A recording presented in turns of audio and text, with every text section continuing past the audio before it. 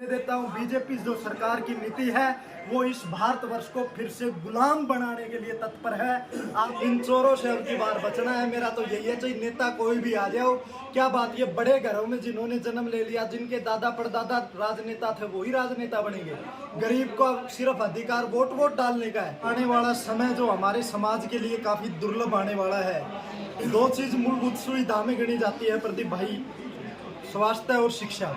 और सरकार दोनों चीज़ों को इतनी महंगाई के ऊपर लेके जा रही है। आप देखोगे तो सेकंड और थर्ड के एडमिशन की 1.5 लाख रुपए फीस, जो बड़े बड़े नाम ब्रांड हो गए अपने आप में। एजुकेशन वही है, वो ब्रांड हो गए। ब्रांड के नाम पे गरीब माँ बाप भी अपने बच्चों को ये सोच रहे हैं कि भाई पैसे में पढ़ाई मिलेगी। आजकल पढ़ाई का वैल्यू ये होगी कि जहाँ ज़्यादा पैसा वहाँ हमारा बच्चा शिक्षित होगा।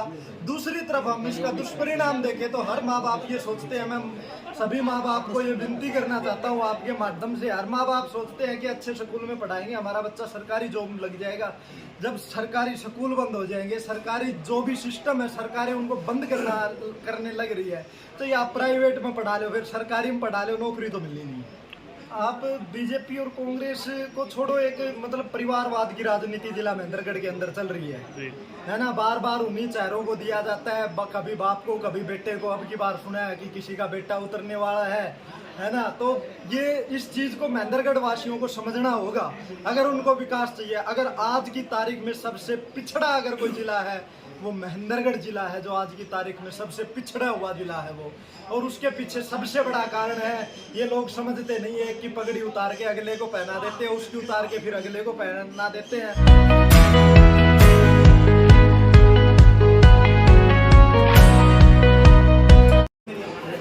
तो विष्णु जी, आज काफी भीड़ इकट्ठी हुई है, क्या कारण है इसका? बस आज तो भाई जन्मदिन था मेरा। अच्छा। और उसी उपलक्ष्य में जन्मदिन के साथ साथ जो भी आज आगे आने वाले समाज को जो ये सरकारें खा रही है, उसके लिए हमने एक संगठन बनाया है। जैसा कि आप जानते हो, मैं दक्षिण हरियाणा का प्रदेश अध्यक्ष हूँ जनता कल्याण मोर्चा के नाम से। परम पूज्य स्वामी जी महाराज जियों के आदेश से, महामंडलेश्वर स्वामी जसमेर सिंह जी महाराज जियों के आदेश से हम इस सत्ता और व्यवस्था के परिवर्तन के लिए एक अहम भूमिका निभाने वाले युवा साथी आज आए थे। तो माध्यम जन्मदिन का था, पर मेन कार्य यही था कि हम इस माध्यम से किस प्रकार से जो ये दूषित राजनीति हमारे समाज में फैल रही है उसको दूर किया जाए। फसल और नस्ल की आप बात कर रहे थे, वो क्या कुछ थे? आप देख ही रहे हो, आने वाला समय जो हमारे समाज के लिए काफी दुर्लभ आने वाला है। दो चीज मूलभूत सुविधा में गिनी जाती है प्रदीप भाई, स्वास्थ्य और शिक्षा। और सरकार दोनों चीज़ों को इतनी महंगाई के ऊपर लेके जा रही है। आप देखोगे तो सेकंड और थर्ड के एडमिशन की 1.5 लाख रुपए फीस, जो बड़े बड़े नाम ब्रांड हो गए अपने आप में। एजुकेशन वही है, वो ब्रांड हो गए। ब्रांड के नाम पे गरीब माँ बाप भी अपने बच्चों को ये सोच रहे हैं कि भाई पैसे में पढ़ाई मिलेगी। आजकल पढ़ाई का वैल्यू ये होगी कि जहाँ ज़्यादा पैसा वहाँ हमारा बच्चा शिक्षित होगा।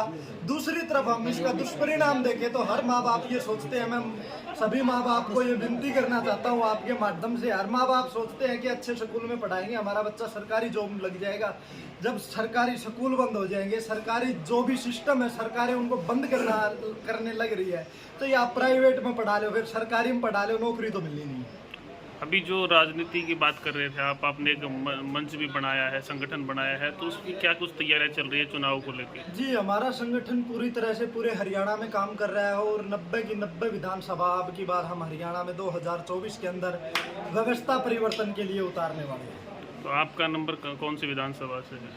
नहीं, मैं चुनाव नहीं लड़ूंगा, मैं तो एक सेवक हूँ। मैं तो जो भी साथी यहाँ आएंगे उनके साथ कंधे से कंधा मिला के, जो भी मेरे पास से बुद्धिजीवों का बल है उसको उनके साथ लगाने के लिए तैयार हूँ। तो आज मैं तो मजदूरों का नेता हूँ, मैं तो मजदूर हित में काम करूंगा। जहाँ मेरा मजदूर दुखी है, चाहे फिर सरकार किसी की भी हो, डंडा और झंडा हम लेने के लिए तैयार है।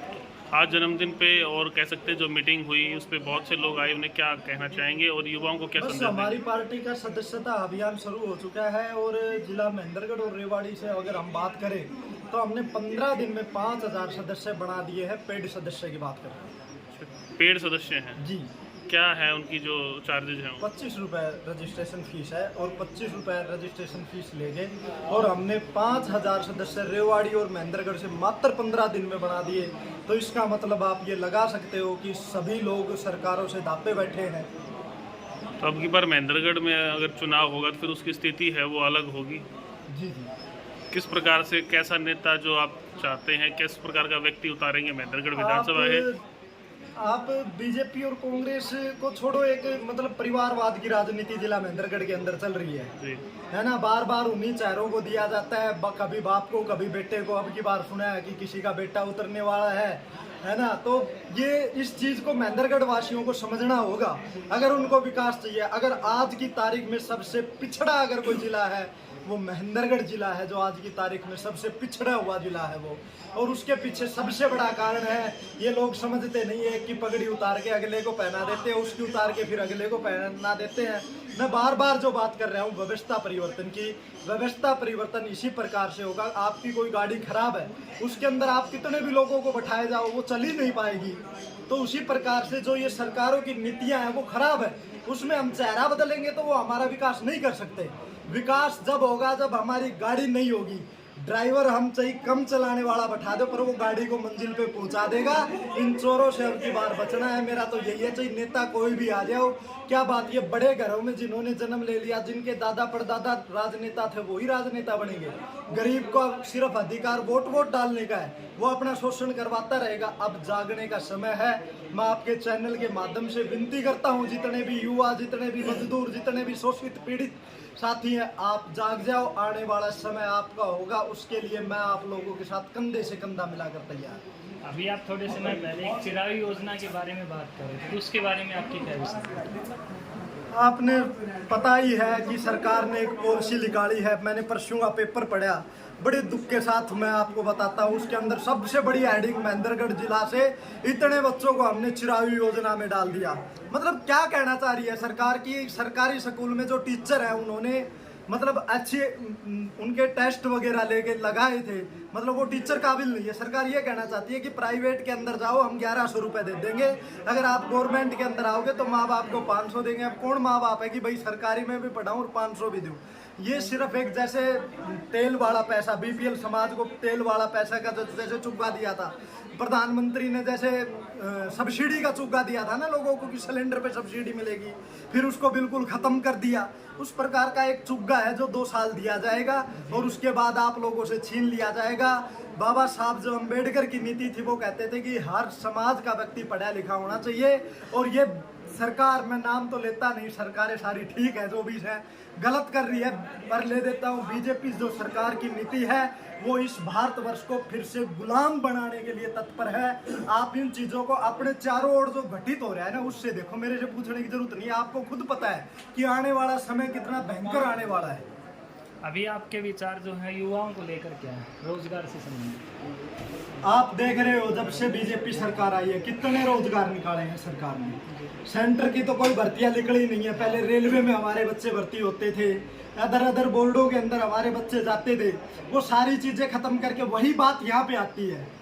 इन्होंने वो लगा दिया भाई एक योजना, क्या नाम है उसका, कौशल विकास योजना के तहत भाई हम रोजगार देंगे। मतलब युवाओं का जो टाइम, उनको आगे बढ़ने का जो टाइम होता है वो टाइम के अंदर इन्होंने एक चुग्गा डाल दिया कि आप कौशल के तहत काम करो, आपको 8 घंटे या 36 घंटे का जो भी सप्ताह में काम मिलता है वो आपको मिलेगा।